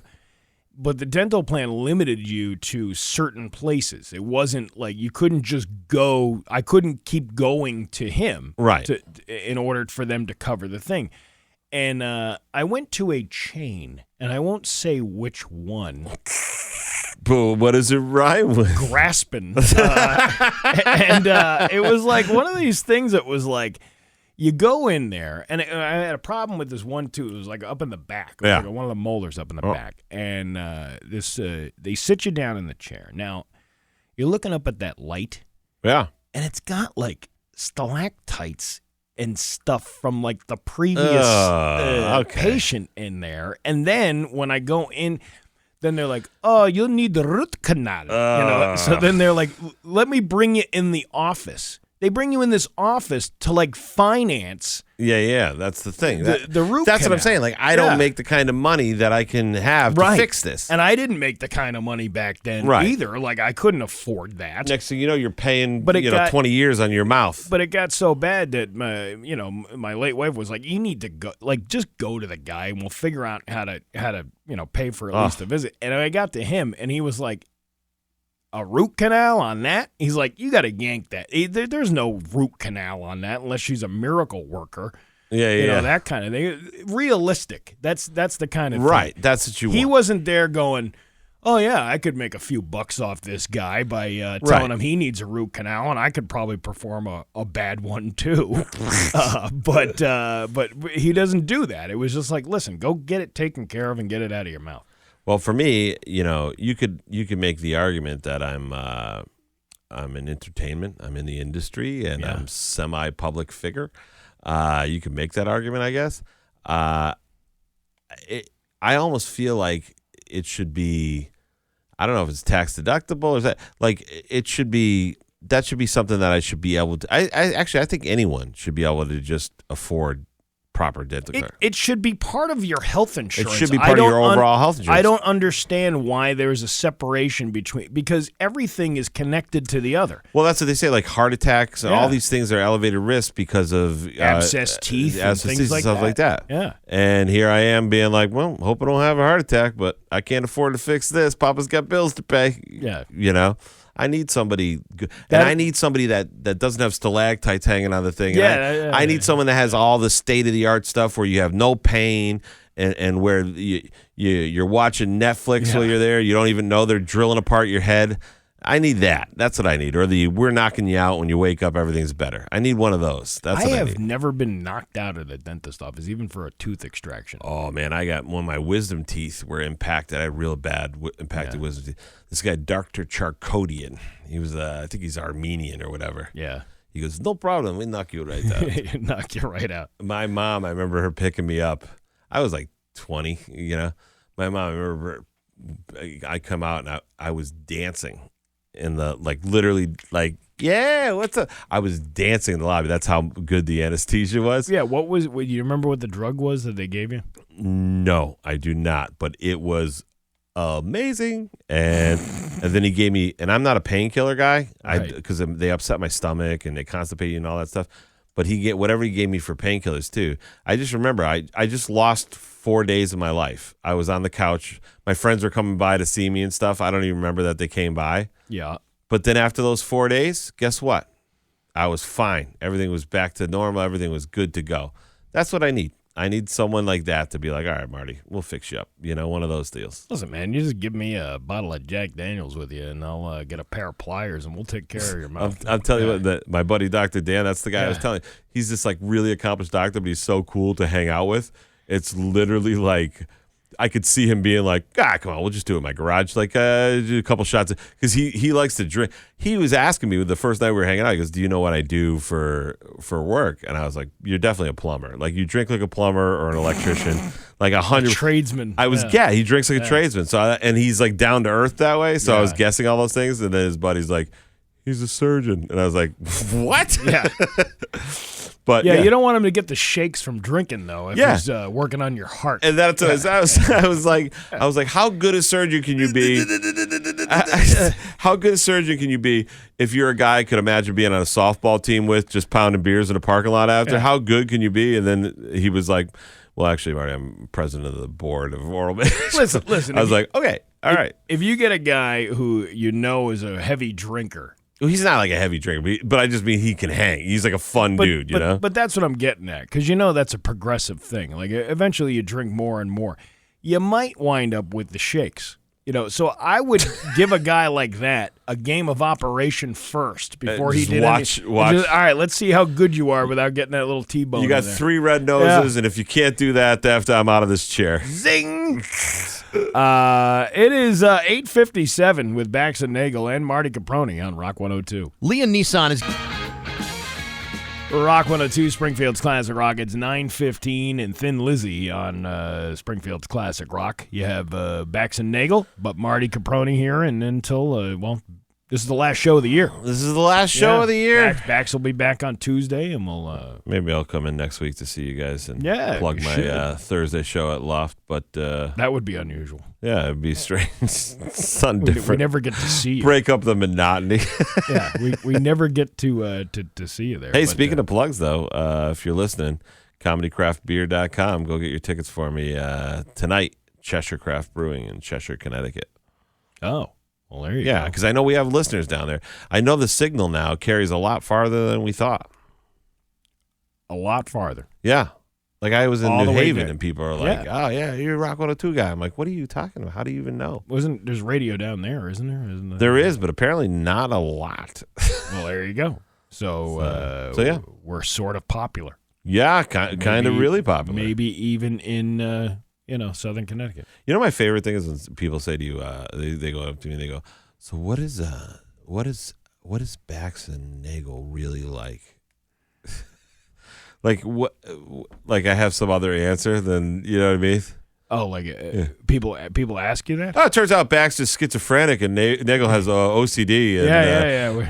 We're all kinds of. They just suspend it all on air. No, who you guys are is who you guys are on air and off. I tell everyone it's literally like hanging out with my friends in the morning when I come in here, And sometimes I forget about the stuff that we talk about, and then people just come up to me and they start talking about it. I'm like, how do you know that? And they're like, yeah, you told it on the air, dummy. Well, because you know what it is? We talk so much during a 4-hour period you that forget you don't about remember everything. But people who listen only listen for a finite number of minutes every morning, so they're only picking up bits and pieces. True. I think I told one of the times I told a story about how I stuck my tongue to a pole, like the movie A Christmas Story. Did it work? Yeah, turns out it did. My mom always was like, whatever you see in the movies isn't real. So I was at the bus stop and this kid bet me. He's like, it's real. I'm like, that's not a real thing. I would have heard of that, And he did. And it went down just like the movie. He was like, I dare you. I'm going to double dog you. All right, I'll do it. And then, they ran and got my mom because there was blood everywhere, shooting out of my mouth because I was trying to rip it off the pole. Mm-hmm. And my mother ran a quarter mile from my house to the bus stop with a cup of warm water. By the time she got there, all the water had come out from running. And then some neighbor who watched the whole thing had a whole pot of water boiling. Yeah. Just came out and dumped it over my head, boiling water, dumped it over my head. My tongue immediately came off the pole, and I didn't feel the pain because I had scalding water. Third-degree burns from the water. Yeah. Oh, you're lucky you survived. Yeah, no, I left a good chunk of my tongue on the pole. Pornhub. I've heard of it. You've heard of that. I've never seen anything on there. I've never dabbled. But, one of the largest adult content websites has blocked people in Montana from viewing the site ahead of the enactment of the new state law that requires websites to verify the age of a person before they can access the site's content. Senate Bill 544, sponsored by State Senator Willis Curdy, revised the state's laws related to material considered harmful to minors and the distribution of that material on the internet. The bill passed with majorities in both houses of the Montana legislature, with members of both parties voting in favor. The Senate passed the bill 47-3, while the House passed it 84-13. The law goes into effect on January 1st. The bill provides the following reasoning behind the effort. Whereas pornography is creating a public health crisis and having a corroding influence on minors. And whereas, due to advances in technology, the universal availability of the internet, and limited age verification requirements, minors are exposed to pornography earlier in age. And it goes on to talk about the access to pornography. The problem is you can make as many laws as you want. There are still ways to get around those things. This is what I was going to say. It sounds so good in theory. Like, who is out there going, no, yeah, kids should be able to get on. It sounds like one of those things that's good in theory, but you know what it's going to end up doing is it's going to end up costing a lot of people in Montana or wherever that is the ability to be on Pornhub, and they're going to be really upset about it in the voting booth. But what what really gets me is, well, it sounds good in theory. There's going to be workarounds, and who's going to figure it out. Kids, they're smarter than adults when it comes to this stuff. Yeah, because nothing is foolproof. There's always somebody who's going to be able to crack the code on this. Dude, there were workarounds when we were kids. You had to be 18 to buy one of those magazines. Yeah. A nudie mag. That's what they used to call them, right? You had to be 18. I bet you almost any guy my age that we talk to, they'll be like, no, yeah, we had them. We used to drive out in the woods. Like my friends and I, we had 4 of them that we were all like, oh my God, naked girls. Yeah. And we kept them in a garbage bag in the woods, But you got a hold of them. Someone gets a hold of them. They figure out how to get a hold of them. Well, that just proves my point there. Yeah, that's what I'm saying. Like, you're going to be able to get access to it no matter what happens. Right. That's one of those things that if the parents are doing their job, they should be doing their job, monitoring their kids' phones and the internet and all that stuff. And, And the thing that gets me is what defines, obviously pornography is nudity and sexual content. Right. Okay, but Tom Cotter, our friend Yes. Tom Cotter, who's a very funny guy. Really funny guy. He does this bit where he contrasts the lyrics between Baby It's Cold Outside and WAP by Cardi B. Yeah, oh no, I saw right? it. Yeah, right? yeah. And he does and it's because they were talking about the controversy of Baby It's Cold Outside. Oh my God, they're talking about sexual assault in this song from the 1940s. Right. And then he's contrasting it with the lyrics of the WAP song, and I can't even repeat any of the lyrics on the air because it's just so vulgar. Where does the consideration of what content is available to kids versus you're making a law against pornography websites that verify your age, but you can go download Cardi B's song and listen to that all day long, right? And watch a video that probably has almost as bad as or worse than a Pornhub video. So I don't know. I mean, it just seems kind of silly. Pornhub said they were specifically making the decision to block access at this time due to the government ID age verification requirement. While safety and compliance are at the forefront of our mission, giving your ID card every time you want to visit an adult platform is not the most effective solution for protecting our users, and in fact, will put children and privacy at risk. Can you imagine having to upload your license every time you want to go who's check out do that? Nobody's going to do that. No one's going to do that. So Pornhub's doing what they have to do to protect themselves from being sued and paying fines and all this stuff. And, ultimately what's going to happen is the adults who want to go on that site are not going to have that site available to them. They're going to find other ways. But all of a sudden there's an uptick in VPNs in Montana where people are like making their own networks. That's what it's going to be. You know what I mean? That's what it's going to be. But then, like I said, I think a lot of people then are secretly going to be very perturbed with that. And can't you get on like the dark web? Isn't it? I don't even know how to like. So, I preface this with saying I'm an idiot, so I don't know if I know everything that I'm talking about. But I believe there is a browser. It's called Tor, and that's the browser you use to access the dark web. Okay. And then on the dark web, it's an absolute unchecked free-for-all, I guess. Yeah. So, because it's parts of the internet that aren't blocked by like major providers like Comcast or Spectrum or whoever. Right. People sell drugs and arms and kidneys. God knows what else. Yeah. God knows whatever else on there. Yeah. Hey, you need a kidney? Just go on the web. Go on the dark web. Yeah, see what you find out there. I never understood that black market of organs because huge $1 billion. Yeah, but who's performing the procedure? If that all has to be like kind of like I wouldn't want to go into like a back room and get a kidney transplant somewhere. Well, I think a lot of what happens with it is for like billionaires and millionaires and stuff like that. And what they do is they go to some poor country and they convince somebody, you're going to give us this organ and we're going to give you cash. Or if it's a thing that the other person would die from, they'd be like, you're going to give us this organ, but your family is going to be taken care of forever. Like one of those things. One of those kind of things. And then there's also the people that actually get their kidneys stolen from them. Have you ever heard those stories? They go out drinking, someone drugs their drink, they wake up in a hotel bathtub full of ice. With a kidney with a scar on their back. Yeah, I've heard of that before. Yeah, that's a thing that actually, I guess, happened to some measure at some point. But there's a market for it. And the people who have the money and the resources will do that. And then I'm sure it's not hard for them, if you have that kind of money, to find a corrupt doctor who likes cash, who can set up a operating room type environment and do it. Let me just switch gears here without using the clutch again, because I like. And there, I saw this post yesterday. Well, we put up a post on our Rock 102 morning page for Dunkin' Donuts. Oh, of course. And it's a picture of Bax and I holding the dozen delicious donuts from Dunkin' Donuts. And this guy comments on this picture. Oh no! Why don't you clowns do something good for listeners for once?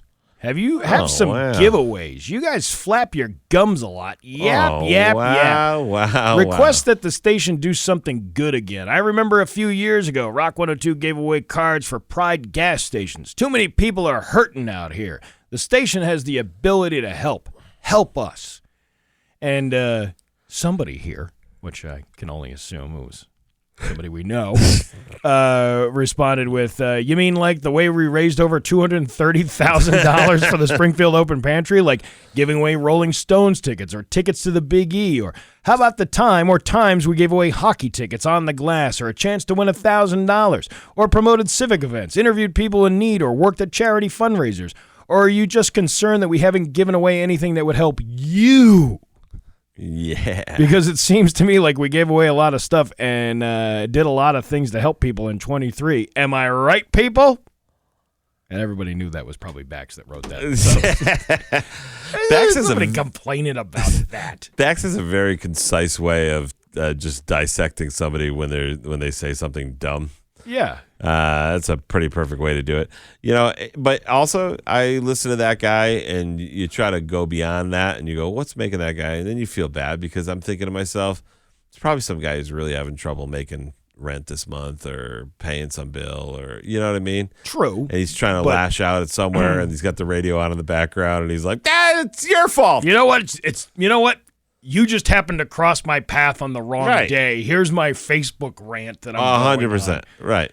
I get that too, but and people will complain about that all the time. Oh, I never get to win. Well, it's a game of chance. Like, we have rules that we need to follow. We have to, like, a phone system we have to do. Everything has to be regulated by federally regulated by FCC. What can I tell this guy other than every week I offer dinner and a comedy show for $20? For $20. That is a good deal. Last night I had so many people come up and they were like, "Hey man, this is great. This is great." Because it's an affordable option for people. That's why we do it. Everyone's hurting right now. I feel bad for this guy because he's probably hurting. But I guarantee you the problem is not Rock 102 is not giving out enough stuff. Well, we had enough people, come to our defense. On post, I would hope so. The good folks of Western Mass have always delivered for us. Now that I addressed it, same guy's going to probably post, this guy who's filling in sucks. Yeah, Marty sucks. I don't care about this stupid $20 dinner and a comedy show at Loft Comedy Club every Thursday night. You just had to get that one in there. I had somebody that we know that's a Western Mass quote unquote celebrity type person who messaged me or commented on my status on my page under a false name and was like, really, honestly, dude, you're shilling this thing so much. It's like I'm embarrassed for you and blah, blah, blah, blah, blah. And then I figured out who it was. Yeah. And I was just like, I just kept messaging him like, dude, I'm going to go on and I'm going to trash you so hard on the radio for doing this. He's like, it's not even me. That's not me. It's not that's another person. I'm just that person's friend. I'm this. And I was like, no, it's you. And I was like, no, I'm not going to let it go. And then it was like, I'm sorry, dude. I'm sorry. And then it went from I'm sorry to like, you're a psycho that you won't let this go. Why don't you just let this go? And I'm like, I'm letting it go. You're just the one still messaging me, and I'm having fun now screwing with you. I used to have complaint emails against me. Oh, yeah? For a short period of time. It was maybe a 6-month period of time where I used to get hate emails from email addresses that had no traceable affect to it. Like, you knew that somebody else was doing this. One person that's all ticked off. And granted, I mean, I get enough criticism as it is, and rightfully so. People do. I get it. Listen, I'm not everybody's cup of tea, and you don't have to like me. I get that. And there's other content out there that you can enjoy yourself listening to. But when you, I enjoy you, Steve. But when you see an email that directly criticizes you, and you're like, I think I know where this is coming from. This isn't. I can't do that. I couldn't be the one to make up a name to start writing fake comments or emails, or it's just not worth my time to do so. I get the ones where they're like, "Are you going to be on?" Like, I'm emailing them, telling them you should be on the radio all the time. Like, well, I get those, which are really nice. But that's nice. different. That's not right. But here's what I would say. I also know that. Well, I was like, the first day they were like, "Yeah, you're going to be a regular president." They would be like, "That third guy sucks. He sucks so bad." It's a double-edged sword. It's like, what are you going to do? No one's ever going to be happy all the time. You're going to always break some eggs to make an omelet. Yeah. Well, it is 9:30. We got to wrap things up here. That's it. That's it. That's the last show of the year. Last show of the year. Well, you can listen to the best of tomorrow. We'll have a best of show tomorrow. Oh, morning, sure. Doing that. But it's the last show of the year. Yeah, well, listen, from a heartfelt thanks, honestly, thank you to you and Bax and for everyone here at Rock 102 for making me feel so welcome over this past year. It's been a lot of fun, and looking forward to 2024. And thank you again from the bottom of my heart to all the listeners who keep supporting my silly endeavors and my $20 comedy nights and my shows, and they come out. Thank you to all of them. I hope you guys have a happy new year, and I hope you drive safe and you be responsible. Shut up, Marty. You do it to me every time. I like doing it. Every time. It's the heartfelt thing. Shut up, I Marty. bet you Bax is listening right now, getting ready to text something crappy. Don't text it, Bax. I know what you're thinking already. Shut up.